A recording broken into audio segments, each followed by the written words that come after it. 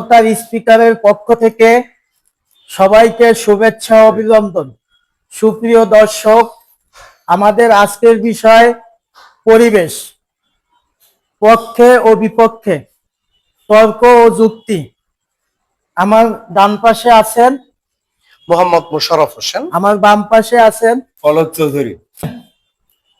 জনাব মোশাররফ হোসেন, বর্তমান পরিবেশ নিয়ে আপনার মূল্যায়ন কি? ধন্যবাদ মাননীয় স্পিকার আপনাকে এবং আমার বিপক্ষ দলের বক্তা জনাব অলোক চৌধুরী, বিশিষ্ট সাংবাদিক, তাকেও আমি ধন্যবাদ জ্ঞাপন করছি। এবং মাননীয় স্পিকার আপনাকে আরো ধন্যবাদ জানাই আমাকে কিছু কথা বলার সুযোগ দেওয়ার জন্য। আজকের বিষয় পরিবেশ এবং এই পরিবেশের পক্ষেই আমার অবস্থান।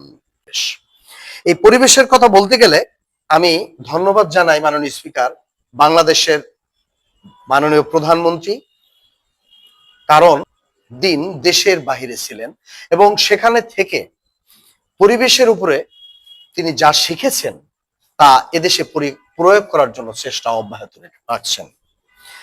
আমরা দেখেছি যে কি করে আলেম ওলামাদেরকে সম্মান করে তার চেয়ারটা ছেড়ে দিয়ে বসার ব্যবস্থা করা, কারণ একজন মুরব্বী, একজন আলেম ওলামাকে মূল্যায়ন করা, এই পরিবেশটা শিখেছেন হয়তো তার বাবার কাছ থেকে, তার মার কাছ থেকে। এই জন্য মাননীয় প্রধানমন্ত্রীকে ধন্যবাদ জানাই। আমি ধন্যবাদ জানাই যে তিনি টিস্যু পেপার ব্যবহার করে কিভাবে তার নিজের পকেটে রাখা হয়, যত্র তত্র সেটাকে তিনি ফেলে না দিয়ে পকেটে রেখে দিলেন। এটাকে আপনি কি পরিবেশ বলবেন না মাননীয় স্পিকার? এই শিক্ষা কি তিনি বাংলাদেশ থেকে পেয়েছেন? নো, বাংলাদেশের মানুষ সেই পরিবেশ এখনো শিখেনি। বিশেষ করে আমি বেশ কয়েকটি দেশে ভ্রমণ করেছি। আমি যখন সিঙ্গাপুরে যাই তখন দেখলাম আমি ভুলক্রমে ডান পাশে দাঁড়িয়েছি ইলেকট্রিক যে সিঁড়িগুলো। আমাকে সে দেশের এক নাগরিক এসে বলল যে no, this is your wrong side, right side is left side.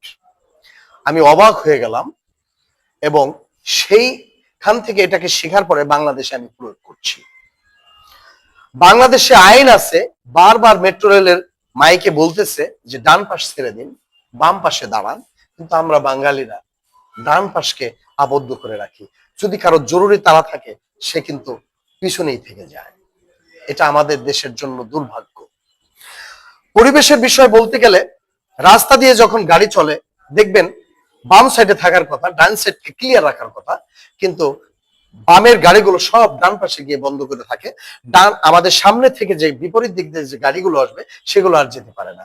ঘন্টার পর ঘন্টা জ্যামে থাকতে হয়। মাননীয় স্পিকার, আমরা চাই শুধু আইন করলে হবে না, আইন প্রয়োগের জন্য কঠোর থেকে কঠোর আইন প্রয়োগ করতে হবে, তবেই আমাদের দেশের। আমার আরো একটি কথা মাননীয় স্পিকার, 2 মিনিট সময় চাচ্ছি আপনার কাছে। ফাঁসির কাস্টে ঝুলানোর জন্য আইন প্রয়োগ করা হয়েছে মাননীয় স্পিকার, কিন্তু কয়জন ফাঁসি হয় সেটা তো আমরা দেখবো। স্মোকিং রাস্তাঘাটে ওপেন খাচ্ছেন, সেটা কি পরিবেশ দূষিত হচ্ছে না? ধন্যবাদ মাননীয় স্পিকার আপনার। জনাব অলোক চৌধুরী, বর্তমান পরিবেশ নিয়ে আপনার মন্তব্য কি?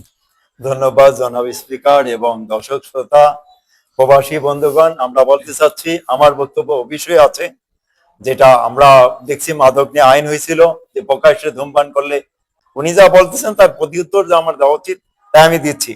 কেন, যদি ধূমপান বিরোধী আইন হয়, আইন হলে আইনের প্রয়োগকে কিভাবে হবে, সেভাবে সমস্যার সমাধান হবে না। সমাধানের যে রাস্তা, আমি সেই প্রসঙ্গে যাচ্ছি। কেন, আইন করলে সমাধানের জন্য প্রকাশ্যে ধূমপানের ব্যবস্থা থাকে, সেখানে আইন হবে। মাননীয় স্পিকার, আমি আরো বলতে চাচ্ছি, আমি আজকে যেটা দেখলাম যে শুধু এই ধূমপানই নয়, আমি যেটা দেখলাম যে জাহাজ ভাঙা শ্রমিকরা কাজ করতে সেফটি দিবে সরকার, শিল্প মানুষ সেটা দিচ্ছে না। সেই মানববন্ধন করতে গিয়ে দেখলাম যে একজন রিক্সাওয়ালা সেটা রাস্তায় প্রস্রাব করতেছে। অর্থাৎ যদি পরিবেশ রক্ষা করতে হয় শুধু ওই বিদেশের তাকাইলে আমাদের হবে না। আমাদের দেশে 85% লোক দারিদ্র সীমা নিচে বসবাস করতেছে।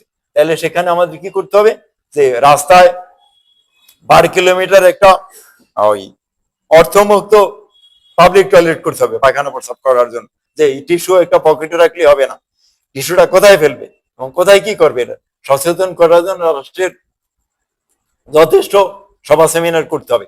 এটা দর্শকদেরকে আমি বলছি মাননীয় স্পিকার, যে আমরা পরিবেশ রক্ষা করতে চাইতে, পরিবেশ রক্ষা করতে চাইলেই হবে না। তা আমরা দেখছি যে মেল ফ্যাক্টরি যখন হয়, মেল ফ্যাক্টরি করার সময় একটা ইয়ে পার্ট থাকে যে এই ময়লাটা যেটা হইতেছে ওখানে রিপেয়ারিং করে ফ্রেশ ময়লাটা নদীতে দিবে। আমরা সেই নদীতে ফ্রেশ ধন্যবাদ। 1 মিনিট মাননীয় স্পিকার, আমি বিশুদ্ধ ভেজাল ময়লাটা দেওয়া নেই, মাছগুলো যে খাচ্ছি আমরা সেখান থেকে আমরা ভেজাল কিছু পাচ্ছি। ধন্যবাদ মাননীয় স্পিকার। ধন্যবাদ জনাব অলোক চৌধুরী সাহেব। জনাব মোশাররফ হোসেন সাহেব। ধন্যবাদ মাননীয় স্পিকার। আপনার মাধ্যমে আমি একটা প্রশ্ন বিপক্ষ দলের বক্তা জনাব অলোক চৌধুরী দাদার কাছ থেকে পেলাম। সেটা হচ্ছে যে আইন প্রয়োগ করবে, কিন্তু কিভাবে করবে? মাননীয় প্রধানমন্ত্রী যেদিন বাংলাদেশে পা রাখলেন, মঞ্চে দাঁড়িয়ে বক্তব্য রাখলেন, তিনি বলেছিলেন যে কোরআনের আইন অনুসারে দেশ চলবে, সব কথার সব সমস্যার একটাই সমাধান, কোরআনের আইন অনুসারে যদি দেশ চলে এই দেশ একটা শৃঙ্খলায় চলে আসবে, তখনই পরিবেশ একমাত্র সুন্দর করা সম্ভব। মাননীয় স্পিকার, প্রয়োগ যখন শুরু করবে, প্রয়োগ যদি শুরু না করে, যেমন আমি টিস্যু পকেটে রাখলাম আর সেই টিস্যুটা যদি আমি বাইরে ফেলি, আর যে বাইরে ফেলছে সিঙ্গাপুরের কে অনুসরণ করে ওই টিস্যুটা ফেলানোর কারণে যদি সাথে সাথে সিসি ক্যামেরায়, আমাদের দেশে ডাস্টবিন বানাতে হবে ঘন ঘন। আরো একটা প্রশ্ন তিনি করেছেন যে এদেশকে শুধু আইন করলে হবে না, প্রয়োগ করলে হবে না, তাই করবে। আদায় করার জন্য বর্তমানে অনলাইনের অনেক সিস্টেমই রয়েছে মাননীয় স্পিকার। আইন প্রয়োগ আছে কিন্তু আইনের কঠোরতা নাই। আমি অনেক ধন্যবাদ জানাই চমৎকার দুইটা প্রশ্ন অলগদা করার। কথাটা হলো যেখানে সেখানে মানুষের মল ত্যাগ করে, এবং ঢাকার শহরের পরিবেশটা মল ত্যাগের কারণে এত দূষিত হয়েছে তা বলার বাইরে। এই ব্যাপারে আপনার মন্তব্য? ধন্যবাদ মাননীয় স্পিকার। উনি বলেছে যে একজন রিকশাওয়ালা রাস্তায় বসে প্রস্রাব করেছে, এটা হওয়াটাই স্বাভাবিক আমাদের দেশের জন্য। কিন্তু আমাদের দেশের মানুষ 10 টাকা দেওয়ার ভয়ে ওই টয়লেট না করে রাস্তায় কোথায় ফাঁকা জায়গা আছে কে কোথায় দেখলো না উকি ঝুঁকি মেরে ওখানেই বসে পড়ে।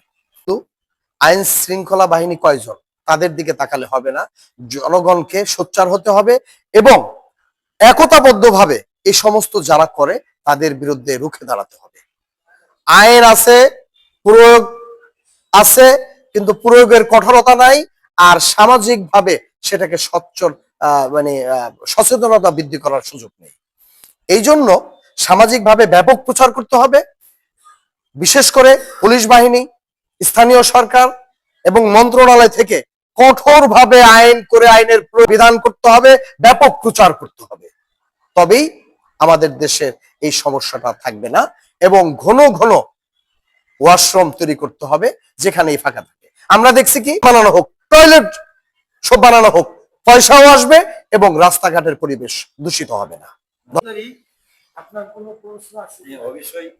ধন্যবাদ মাননীয় স্পিকার এবং ধন্যবাদ আমার বিপক্ষ বক্তা। আমি বলতে চাচ্ছি যে এটা আমি তার সাথে বিমত না একমত আমার সাথে, যেহেতু এই কারণে তারই ধন্যবাদ।